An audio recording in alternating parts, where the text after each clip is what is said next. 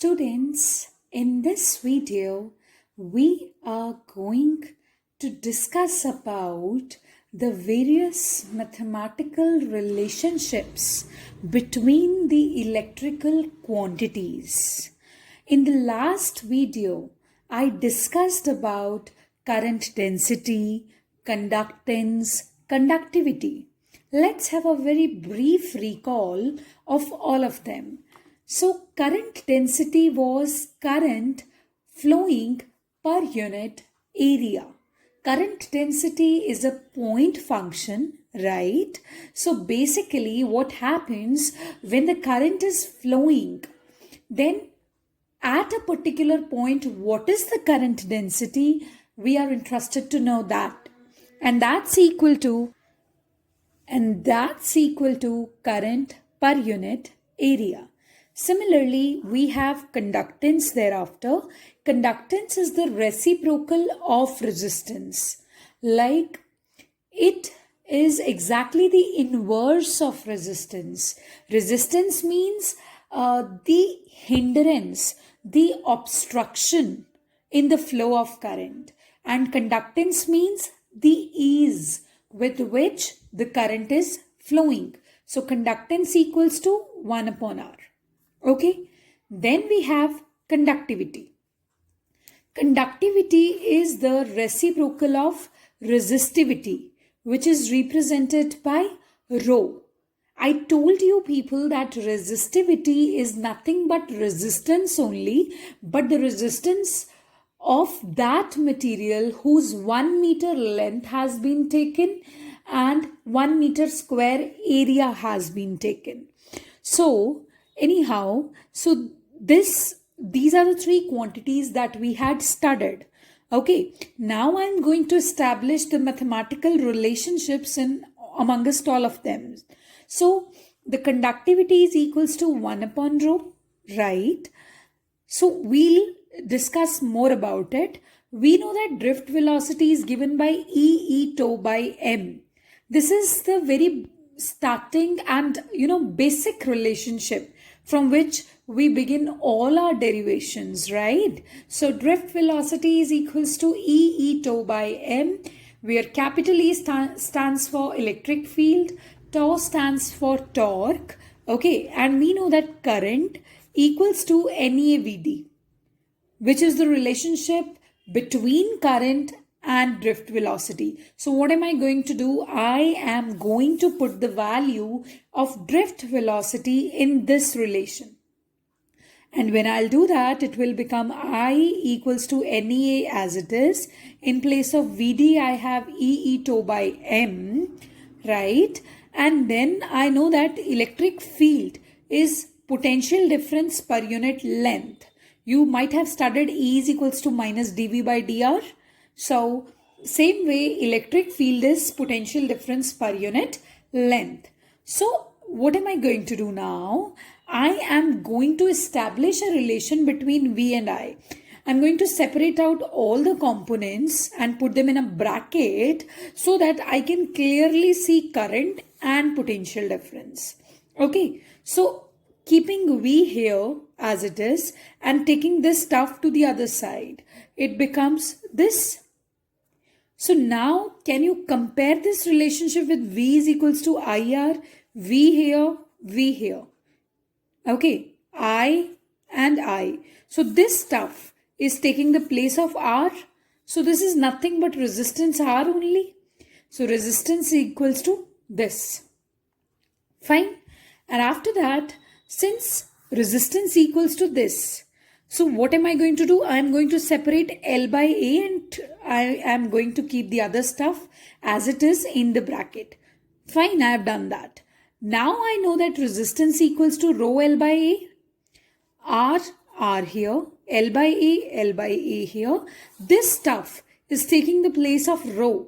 So rho is nothing but it is equal to M upon NE square tau. So I found the value of rho. Okay. So if I'm having the value of rho, I can eventually find out the value of sigma. Sigma is 1 upon rho. So sigma is equal to 1 upon this stuff. So sigma equals to ne square tau by m. I mean just take the reciprocal of rho. So after that, I am going to tell you factors that affect conductivity. So sigma is equal to ne square tau by m. Conductivity means वो ease जिससे current flow कर रहा है आपके conductor से, right? So sigma is directly proportional to n, number density, which is very true if the number density is so large. This means the electrons that are there in the conductor, that are flowing in the conductor, that number is so large. So in that case, conductivity of course will be more conductivity will be there. And then sigma is directly proportional to relaxation time. Okay, sigma is directly proportional to relaxation time. If relaxation time, see, you need to see this. This is a conductor. These are the charge carriers. Suppose when one charge carrier starts traveling, okay, it advances towards one of the terminals of the battery, and then it undergoes collisions also. The distance traveled between two successive collisions is known as relaxation time. If relaxation time is more, that means the time between the two collisions. So time between the two collisions is more. And if the time between two collisions is more, that would mean that the collisions are not happening more often. If the collisions are not happening more often, that means charge carriers are pretty well going. They are traversing their path.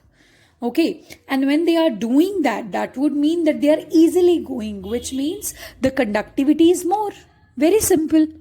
So that way we determine the factors on which conductivity depends. So since we know that if relaxation time is less, conductivity is less. If relaxation time is more, conductivity is more. So don't you think that when you will increase the temperature, the conductivity of a conductor would eventually decrease?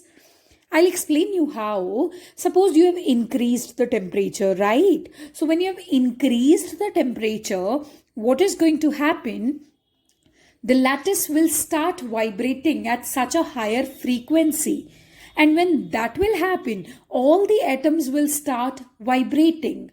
And when that will happen, the charge carriers that are constituting electric current, those charge carriers are going to experience many collisions. They are going to experience so many collisions. And if they are experiencing so many collisions at a time, so the time between two successive collisions reduces. Okay, and when that reduces, relaxation time reduces.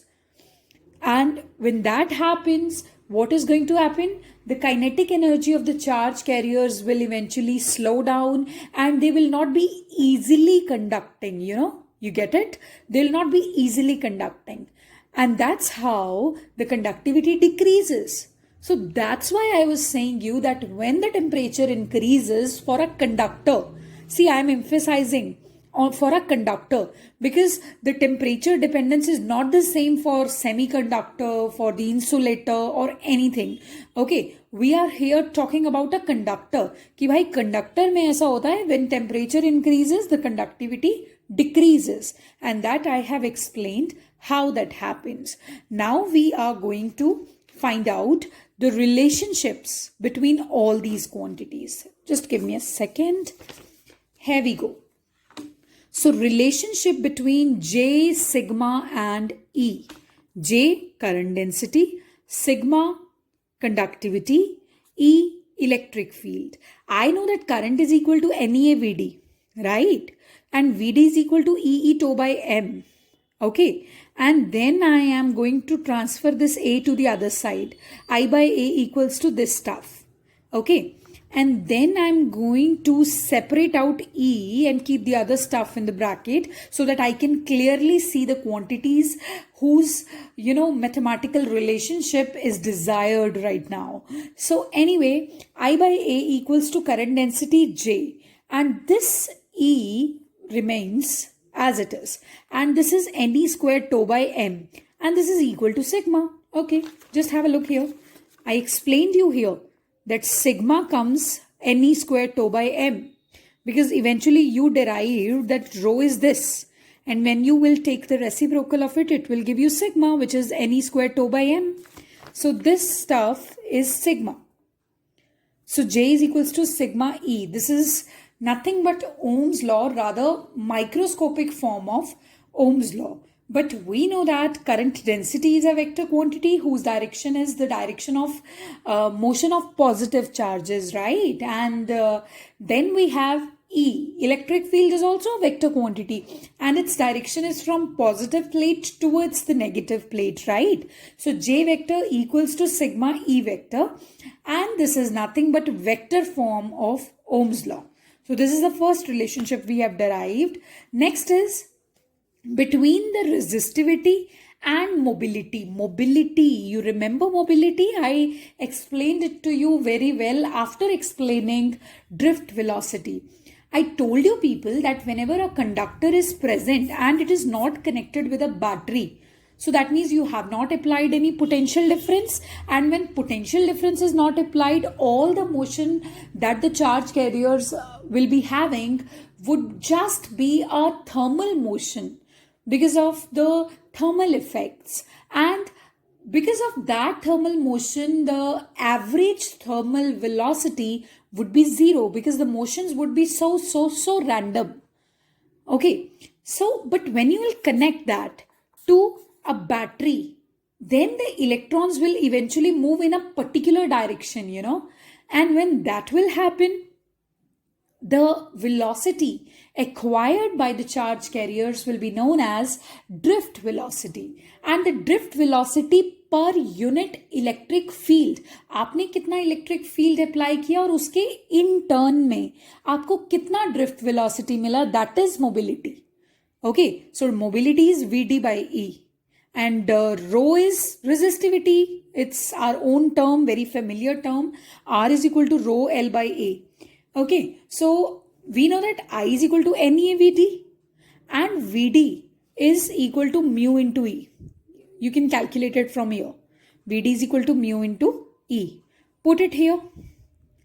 After that, take this A here.